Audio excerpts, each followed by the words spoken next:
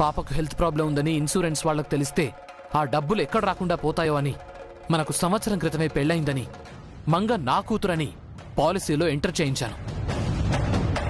మరి సంవత్సరంలో మీకు పిల్లలు పుట్టకపోతే?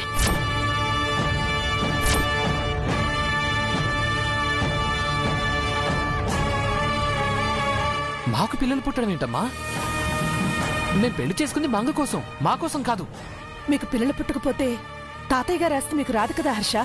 అయినా సరే మంగే మా కూతురు, మాకింకే పిల్లలు అవసరం లేదు. అది కాదురా, ఆస్తి లేకుండా ఎలా? అమ్మా, తను నా కోసం 1000 కోట్ల ఆస్తిని వదులుకొని వచ్చేసిందమ్మా. తన కోసం నేను ఆస్తిని వదులుకోలేనా? మనుషులకు ఉండాల్సింది ప్రేమలు కానీ ఆస్తులు కాదమ్మా.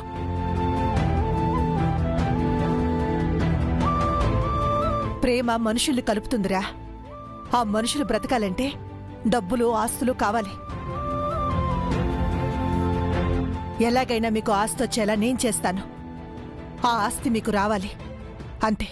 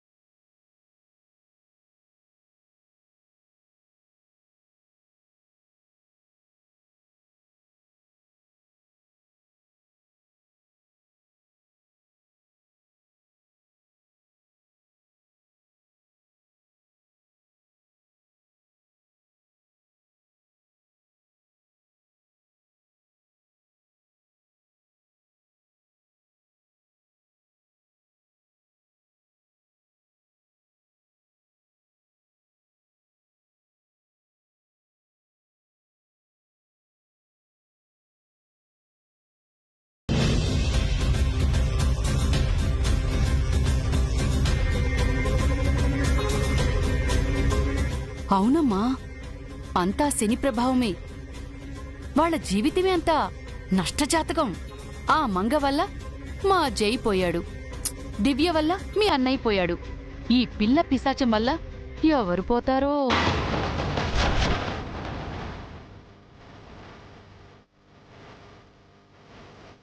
ఏయ్, నాది నాది నాది నాది నాది.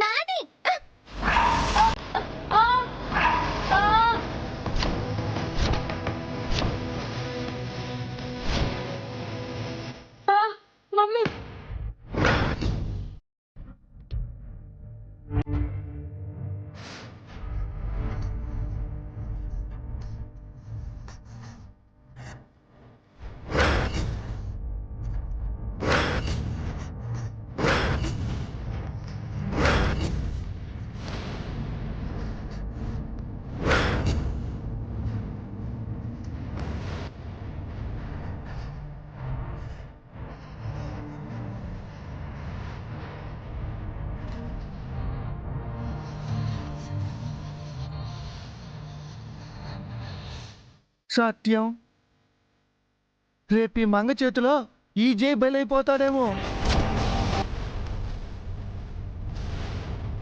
మరే శాపం ఊరికే పోతుందా? ప్రాణాల్ని పట్టుకెళ్ళిపోతుంది.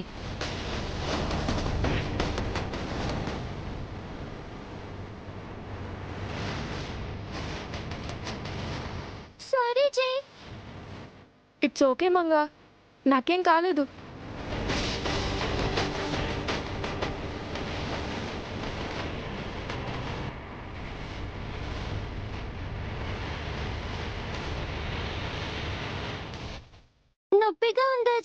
లేదు మంగా, నువ్వేం వరి అవ్వకు. అన్నయ్య చాలా స్ట్రాంగ్ మంగా.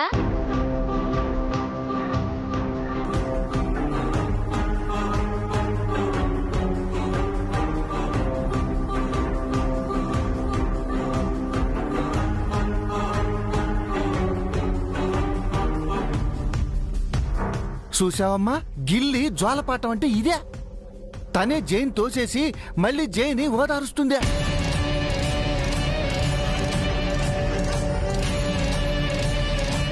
అంతా వాళ్ళ అమ్మమ్మ పోలికమ్మా. దివ్య కూడా చాణక్యం చంపేసి సింపుల్ గా సారీ అల్లా.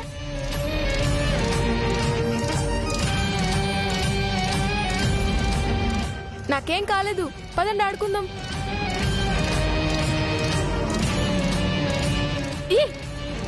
నా కొడుకుని ఏం చేయాలనుకుంటున్నావే? చంపాలనుకుంటున్నావా? నిన్ను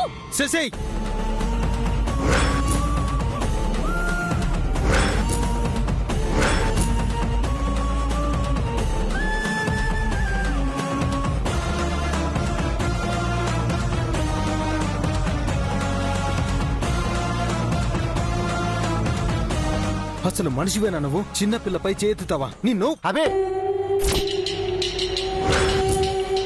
కట్టుకున్న భార్యపై చేయెత్తుతావా? తనేం చేయబోయిందో తెలుసా తాతయ్య? మీ ముద్దుల మేనకోడలు ఏం చేసిందో మీకు తెలుసా? ఏం చేసింది? చెయ్యిని కిందకి నెట్టేసిందిరా. వాడి తల బొప్పి కట్టింది. నాకేం కాలేదు డాడీ, మేము ఆడుకుంటున్నాం. అవును డాడీ, మంగ తప్పేం లేదు. మంగనేమనకండి. నోరు మూయండి. అది తప్పు చేస్తే దాన్ని సమర్థిస్తున్నారా? తప్పు చేస్తోంది నువ్వు. పిల్లల్లో లేని విభేదాలను నువ్వెందుకు తీసుకొస్తున్నావు? ఎందుకా? ఇలా చూడండి, ఇందాక నా వేలు కట్టయింది, ఇప్పుడు జై కింద పడ్డాడు. దీనికంతటి కారణం ఈ శనిగొట్టుదే.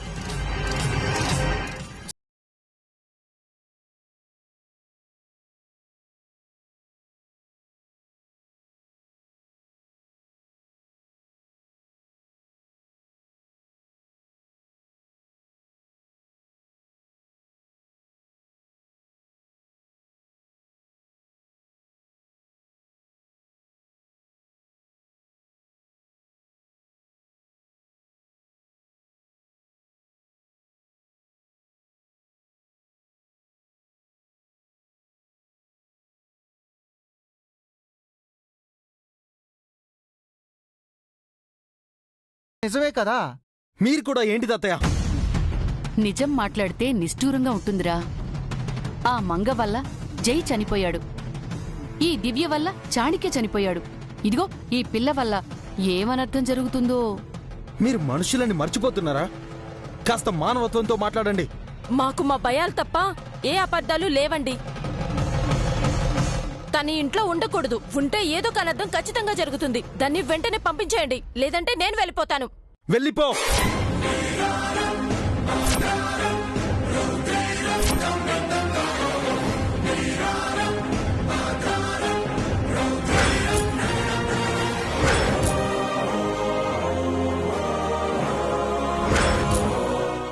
నాకు నా చెల్లెలు మేనకోడలి కంటే ఎవ్వరూ ఎక్కువ కాదు.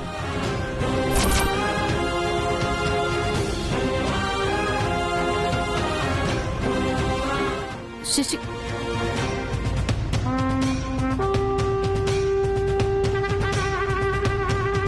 ఎవరు అవునన్నా కాదన్నా మంగ నా దగ్గరే ఉంటుంది.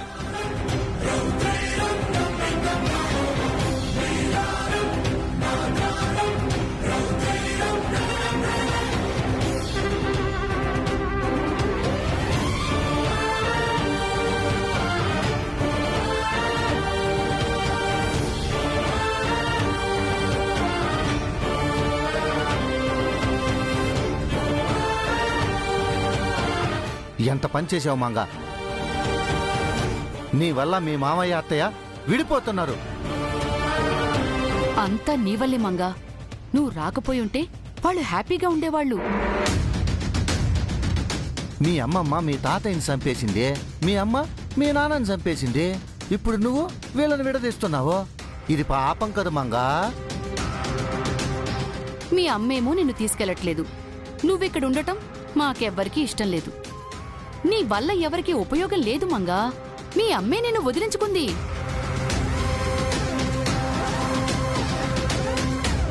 అందుకే నీకు దేవుడు పెద్ద జబ్బిచ్చిండో. నువ్వింకా తప్పులు చేస్తే నిన్ను చంపేస్తాడో. వెళ్ళి నీ తప్పు సరిదిద్దుకోమంగా, వెళ్ళిపో.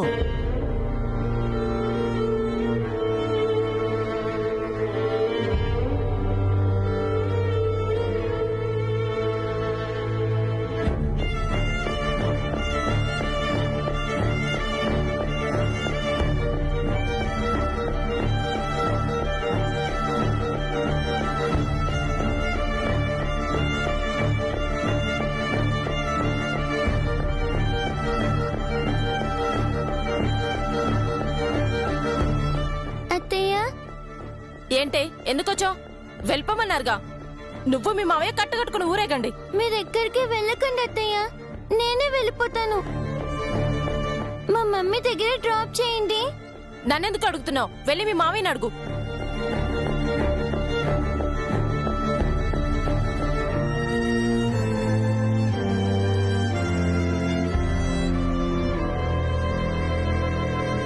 మావయ్య,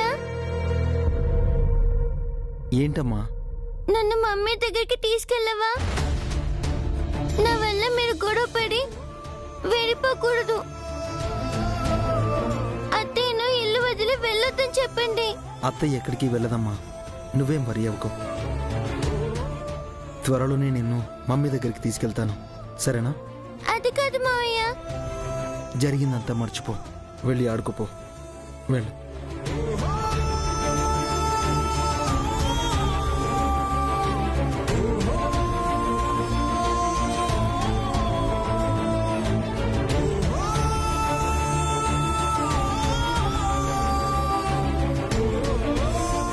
ఇందాక నా వేలు కట్టయింది, ఇప్పుడు జై కింద పడ్డాడు.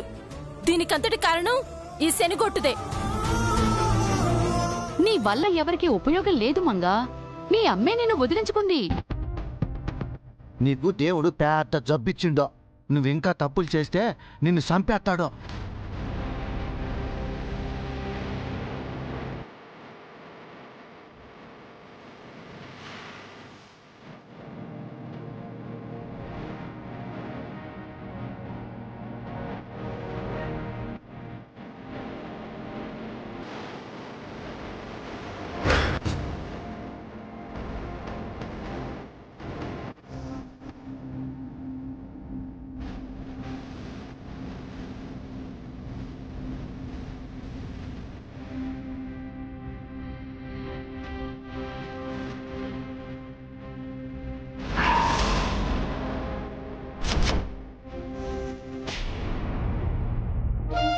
సీతాలు, ఏంటమ్మా?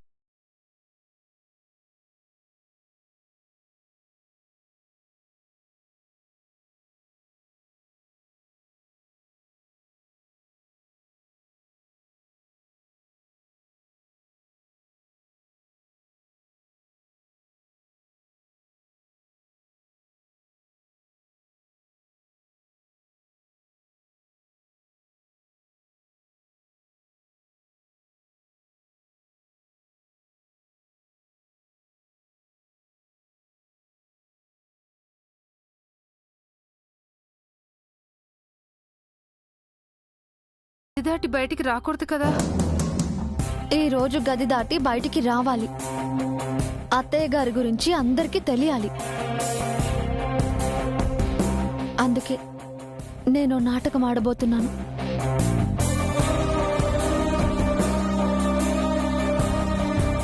అర్థమైందమ్మా. ఎందుకమ్మా ఇవన్నీ? మీరింకా చీకట్లో ముగ్గులు వేయకూడదు అత్తయ్య. బయట ప్రపంచానికి తెలియకుండా దాక్కోకూడదు. మీ గురించి అందరికీ తెలియాలి. అది ఈ రోజు నుంచే మొదలవ్వాలి. ఆయన ఒప్పుకోరమ్మా. నా గురించి అందరికీ తెలియటం ఆయనకిష్టం ఉండదు.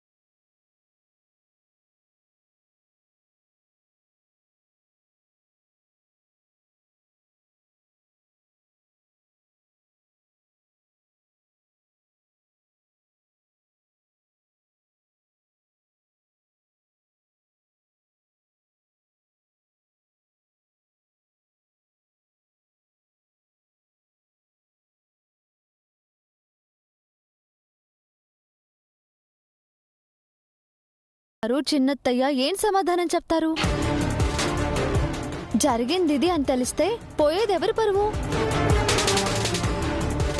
ఇంకా చెప్పాలంటే ఇప్పుడు మనం వెళ్ళిపోతాము అన్నా సరే వాళ్ళు వెళ్ళనివ్వరు. ఇంట్లో ఉండమని మీ చేతులు పట్టుకుని మరీ బ్రతిమలాడతారు. అవును పెద్దమ్మా, వాళ్ళు మీకన్నా పరువుకి ఎక్కువ విలువిస్తారు. మిమ్మల్ని చూస్తూ ఎన్నోసార్లు బాధపడ్డాను, కానీ ఏమీ చేయలేకపోయాను. ఈరోజు మీకోసం నేను నటిస్తాను. మీ గురించి అందరికీ తెలుస్తుంది.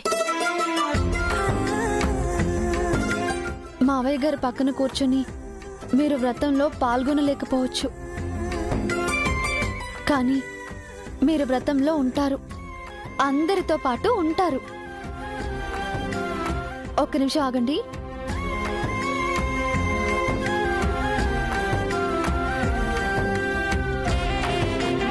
సీతాలు, నీ చెయ్యిలా ఇవ్వు.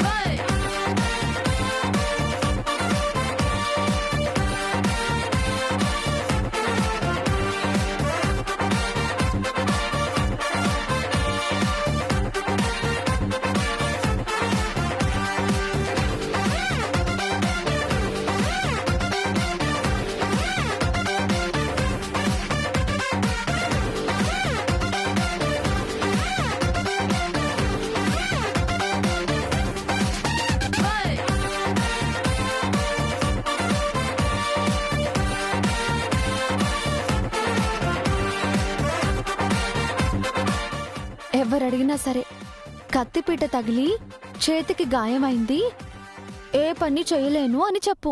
అలాగేనమ్మా, ఎవ్వరికీ అనుమానం రాకుండా నటిస్తాను. నటించడమే కాదు, పెద్దమ్మ గారి కోసం జీవిస్తాను. థ్యాంక్ యూ సీతాలు.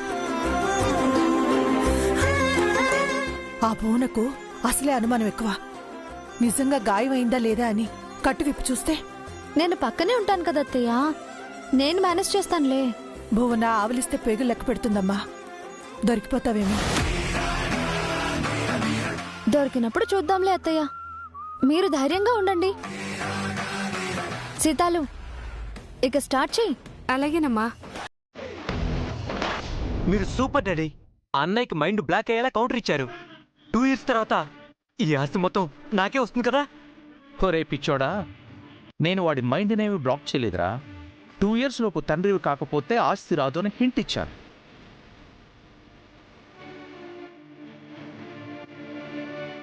ఏమంటున్నావు ప్రసాద్? హర్ష అంత చేసినా కూడా నువ్వు హెల్ప్ చేస్తున్నావా? అది కాదు బోనా, 2 years వరకు ఆస్తి రాదని ఇండైరెక్ట్గా చెప్పాను. పిల్లలు పుట్టకపోతే 2 years తర్వాత కూడా అన్నయ్యకి ఆస్తి రాకూడదు కదా డాడ్. ఇప్పుడు విషయం చెప్పాను కదా, వెంటనే పిల్లల కోసం ప్లాన్ చేస్తారు, ఆస్తి వదులుకోరు కదా. అయితే వాళ్ళకి పిల్లలు పుట్టకుండా చేద్దామా డాడ్? వాళ్ళని అసలు కలవకుండా చేద్దామా? ఏమిట్రా మాటలు? వేరే ఆస్తి కోసం అట్టమైన ఆలోచనలు చేస్తావా? అయినా ఈ వయసులో డ్రింకింగ్ ఏమిటి, స్మోకింగ్ ఏమిటి? ఆరోగ్యం పాడైపోదు. ఈ విషయం నలుగురికి తెలిస్తే నా పరివేం కావాలి? ఆ పిచ్చిది నీ మంచి కోసం చెప్తే దాని మీదే అరుస్తావా? చూడు, హర్ష ఆవేశపరుడు, కోపం ఎక్కువ, వాడితో కొంచెం జాగ్రత్తగా ఉండాలి. ఆ పిచ్చిదాన్ని నేను పని మనిషి అంటాను, నువ్వు అనకూడదు. అర్థమైందా?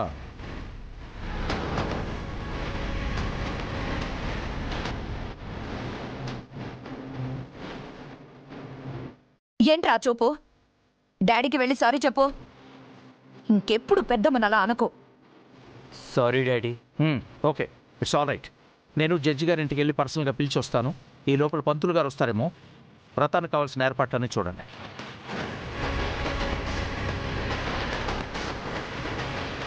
డాడీ నాకు అర్థం కావట్లేదు మామ్.